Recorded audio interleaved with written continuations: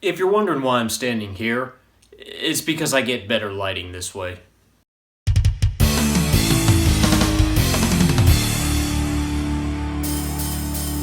Greetings everybody, 'tis I, 480 Volts, and welcome back to another episode of 480 Reviews. Today I would like to talk to you about the first game of a little franchise by Nintendo that consists of anthropomorphic animals flying around in futuristic spaceships, all to defeat a giant monkey, or rather the head of a giant monkey.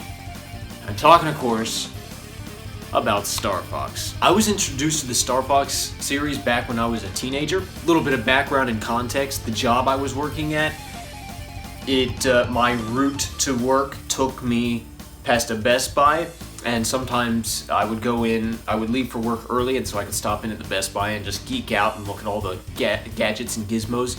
And they had, of course they always have consoles and stuff on display. And they had, I guess, a GameCube on display, which right there, that tells you my age. And they had several games that you could play, and one of them was Star Fox Assault. So I played some of the opening stage of that game, and I was simply blown away by the graphics and the mechanics, and I thought the concept was pretty cool. A few years later, I did some research on Star Fox and tracked it all down to the original Super Nintendo game. So I sat down to try and play that, and yes, the graphics suck, and the mechanics were nowhere near as fun as Star Fox Assault. So, you know what, I very quickly just turned the game off and said, not gonna touch that ever again. So then I decided to not start from the very beginning, but then play Star Fox 64, which I absolutely love, and eventually Adventures and that kind of stuff. But there was always this little bit of curiosity about the original Star Fox. So you know what? Recently, when I had made up my mind to review some of the Star Fox games, such as 64, Adventures, and Assault, which I plan to be doing, I thought of the original Star Fox, and would it really be worth my time to review? So I decided to force myself through the game to see what it was like. And honestly, I found myself having fun. As weird as it sounds, once I got past the horrible graphics and the different mechanics, I actually enjoyed myself, and I thought, you know what, I can't wait to actually review this game. So here it is. During the NES years, Nintendo worked with Argonaut Software in developing a prototype of a game codenamed NES Glider, which was inspired by an earlier game by Argonaut called Star Glider. This prototype was eventually ported to the SNES. Argonaut's lead programmer, Hez San, told Nintendo that this was as good as it would get unless they were allowed to design custom hardware to make the SNES better at processing 3D. Nintendo agreed, and San hired chip designers to make the Super FX chip, the first 3D graphics accelerator in a consumer product. Argonaut did much of the programming, while Nintendo handled the majority of the character designs and artwork. The main game design was done by Shigeru Miyamoto and Katsuya Iguchi, and in 1993, the game was released for the Super Nintendo under the title of Star Fox in Japan and North America. However, in Europe it was released under the title of Star Wing, so as not to be confused with the German company StarVox. The story is set in the fictional system of planets known as the Lylat system, which is populated by anthropomorphic animals. The leading power of the Lylat system is the fourth planet, Corneria. Hey, just like that town in Final Fantasy I, huh? Anybody? No, nobody finds that funny, huh? An evil scientist named Andros attempts to take over the Lylat system, but is banished by General Pepper, the leader of the Cornerian army, to the remote and deserted planet Venom. From Venom, Andros builds an army with which he intends to take over Corneria. Pepper decides to stop him by sending in new prototype one-manned, animaled space fighters known as R-Wings. Lacking the time and resources necessary to train Cornerian pilots in flying these new fighters, Pepper recruits an elite team of mercenaries known as StarFox to pilot the R-Wings and defeat Andros' army. The StarFox team, which consists of Fox McCloud, Peppy Hare, Slippy Toad, and Falco Lombardi, accepts and sets off on their new mission, plows through Andros' army, and ultimately defeats the mad scientist himself, restoring peace and security to the Lylat system. You, the player, take control of Fox. Your objective is to fly through the Lylat system planet by planet, defeating the enemies along the way until you reach Venom, where Andros dwells. At the beginning of the game, you start from Corneria, however there are 3 different routes leading to Venom, each of which consists of different planets and different difficulty levels. You can choose which path to take at the start, and then you will be set in that path for the rest of the run. The only member of the StarFox team with any significance is Fox, whom you control. The others don't really contribute to the story or gameplay at all, other than the fact that they talk back and forth to you and each other by R-Wing radio transmissions. Judging by the audio video of which they seem to speak some scrambled alien language. Slippy tends to stutter a lot, and Falco is a bit of a jerk, and by bit of, I mean he's absolutely 100% no questions asked, nothing but one big jerk. But other than that, these guys have no real personality. Despite being a Nintendo game, Fox, the main protagonist, does contribute to some of the dialogue. Andross is quite generic as a villain. I don't know really what to make of him, as his radio transmissions to you depict a portrait of some kind of ape, which is consistent with the anthropomorphic cast. However, his actual form in battle is a gigantic floating head, which when destroyed, is revealed to be housing a box with Andross's face on it. Yeah, sure, that's cool.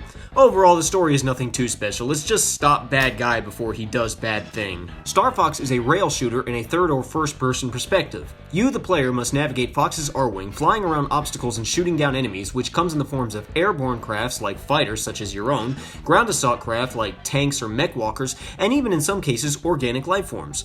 A score system keeps track of how many kills you get in each stage and is added to a grand total at the end of the game. As a rail shooter, your R-Wing is constantly moving forward. You can move left, right, up, or down. Holding the L or R buttons tilts your ship 90 degrees to the left or to the right, which increases the sensitivity of turning in either of those directions. Repeatedly spamming the L or R buttons allows your ship to perform a barrel roll, which serves to deflect enemy fire. Pressing the B button temporarily slows down the forward thrust of your ship, causing it to come almost to a stop, while pressing the X button gives you a temporary speed boost. For offensive weapons, you have lasers, which can be upgraded in-game up to 2 times. You also have bombs, which can be picked up or dropped by enemies. Your R-Wing comes with a health meter, which of course decreases when you take damage. There is a shield item you can pick up sometimes, which freezes it in place until you take so many hits. Your health bar also can be refilled by gold or silver rings, which are sometimes dropped by enemies. Gold rings replace a small amount, while silver rings replace a slightly greater amount.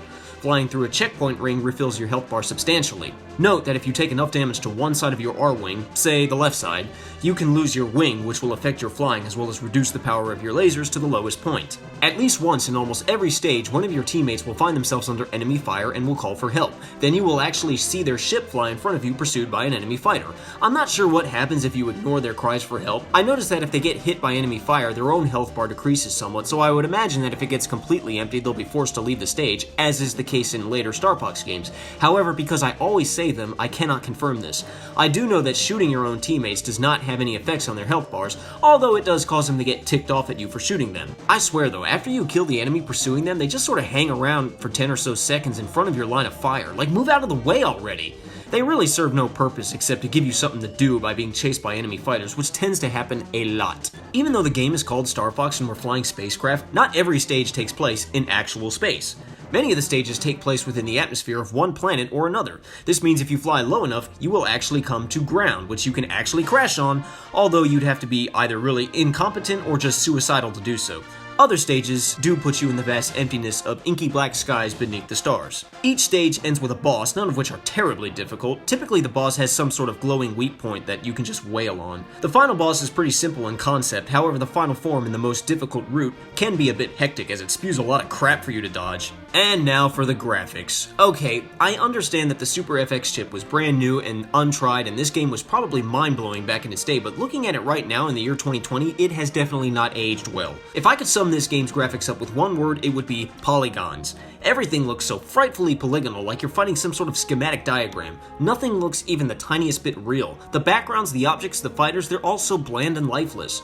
Don't get me wrong, I understand that the Super FX chip was an ambitious achievement that no doubt opened the doors for new styles of gameplay, but if you compare the graphics of this game to something like Donkey Kong Country, you can see what they had to give up in order to make a game completely in 3D. Also, let me reiterate that my first StarFox experience was from StarFox Assault, the graphics of which dang near blew me away at the time. Going from that game to this one was like spending half of the night sleeping on a big fluffy king-size mattress and the rest of the night on hard gravel. All that being said, I do like the design of the R-Wings, and the opening title screen is admittedly pretty impressive for its day. The music is nothing special. Production-wise, it sounds pretty good.